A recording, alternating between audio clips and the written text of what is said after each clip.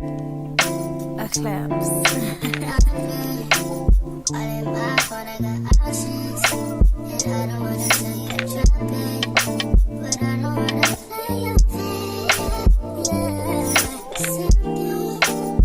What it do, T Squad? It's your girl Keisha, aka Color Me Pynk, and I'm here with this week's All Tea, All Shade Basketball Wives Season 10, Episode 16 review.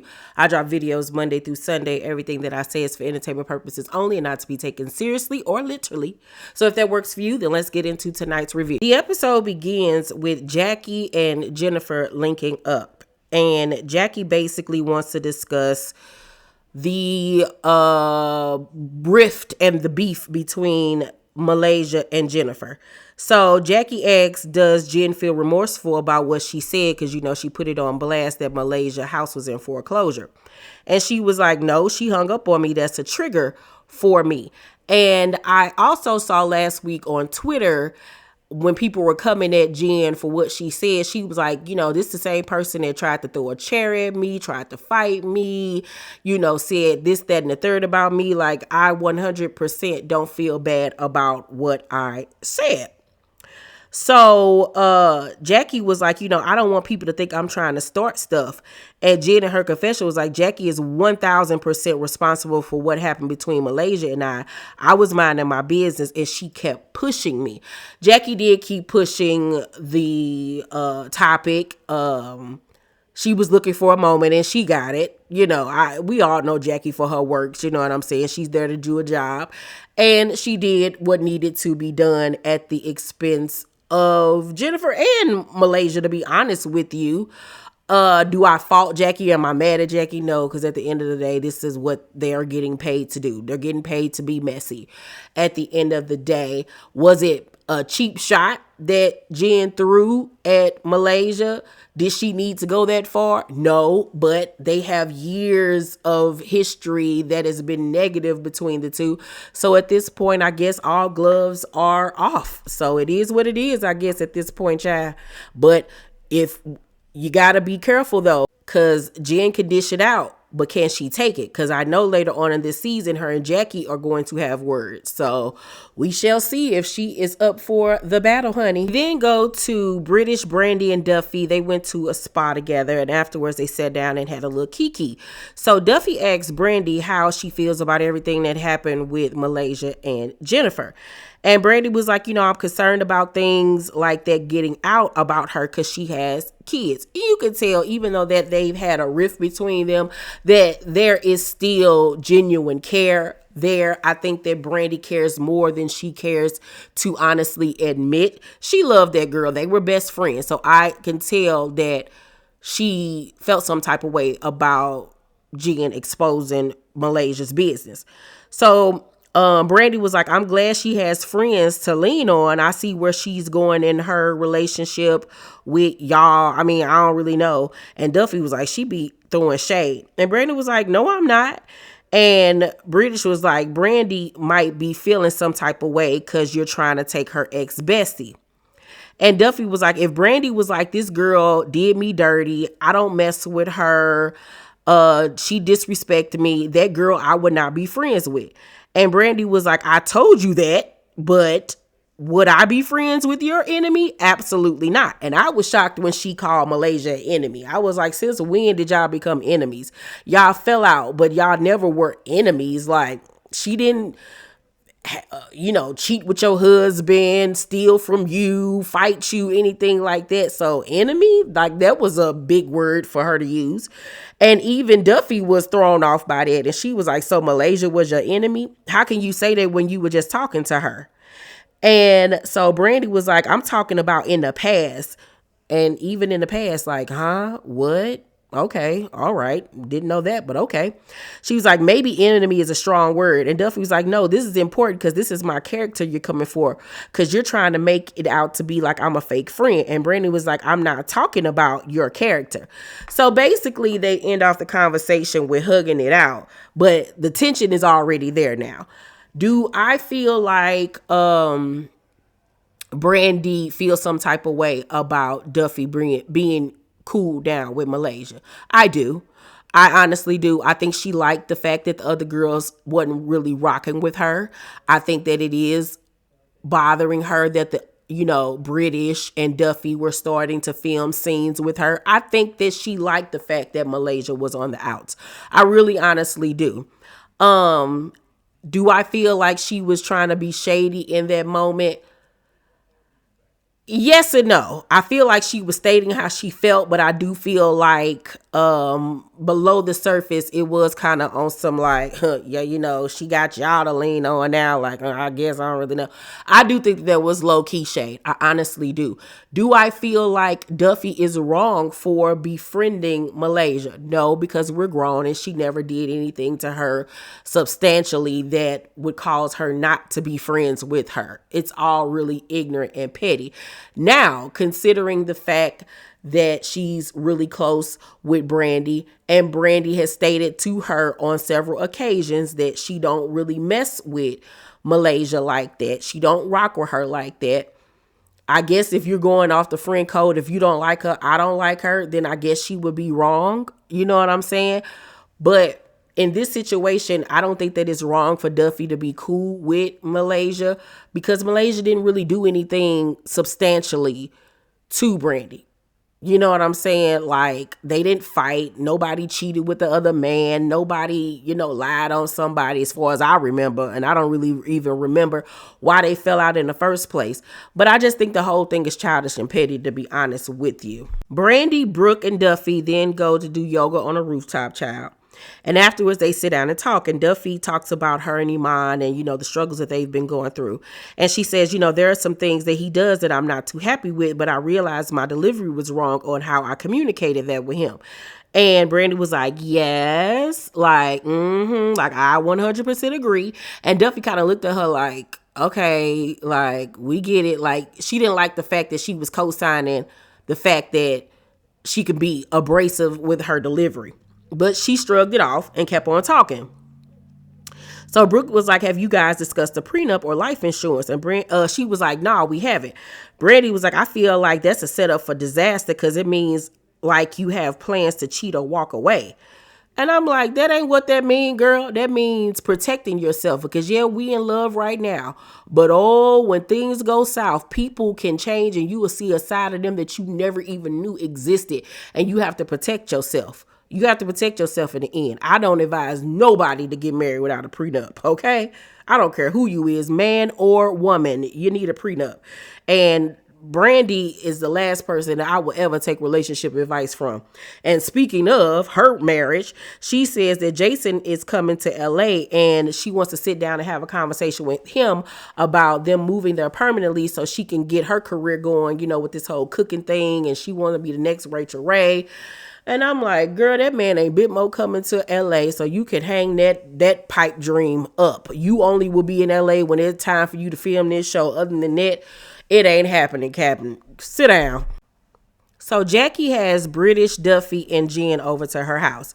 And British comes over. You can tell she's upset. Something bothering her.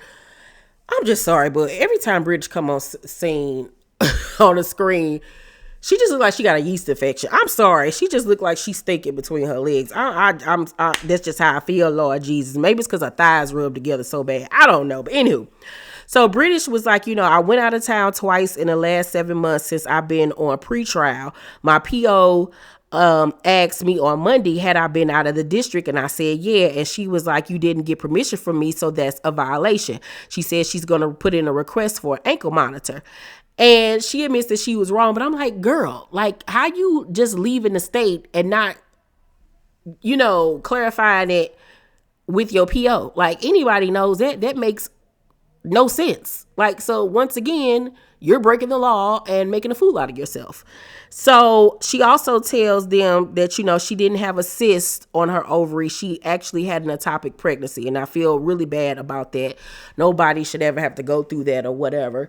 And, she starts to cry and she just feels like the world is just coming down all around her. And she just don't understand why life is so bad for her. And, y'all know I did a whole expose last year on British and her scamming. She's from St. Louis, where I'm from, and British has been scamming since scamming was scamming. So as far as that is concerned, she's getting what she is, owed, because she was out here scamming people left and right. But I do feel bad for her having that type of, pregnancy. So to cheer British up, the girls decide to take her to a winery. Everybody goes except for Malaysia. So they get together in a Sprinter van, and she's so happy that everybody's being so sweet to her and caring. They got her flowers and everything, and she's just so happy. And then British receives a phone call from, I don't know if it's her manager or whomever, and you see her outside of the van being upset, saying, they act like I really committed a real crime, like I hurt somebody. She was like, this don't make sense. And she gets back on the bus with an attitude, and she lets the girls know that she's told that she does in fact have to get an ankle monitor. So she was like, y'all could just drop me off back at home, because I'm upset and I'm not gonna have a good time. And they all like, girl, nah, you need to go. And Brooke and Jennifer was like, it's really not that serious. And she was like, it's not that serious to y'all, but to me it is. And I felt like that was a stupid thing to come out of their mouth. Not that it's not that serious. Like, no, she not being put in the hole, but it is serious because it's embarrassing. But at the end of the day, you did the crime. Now you got to do the time.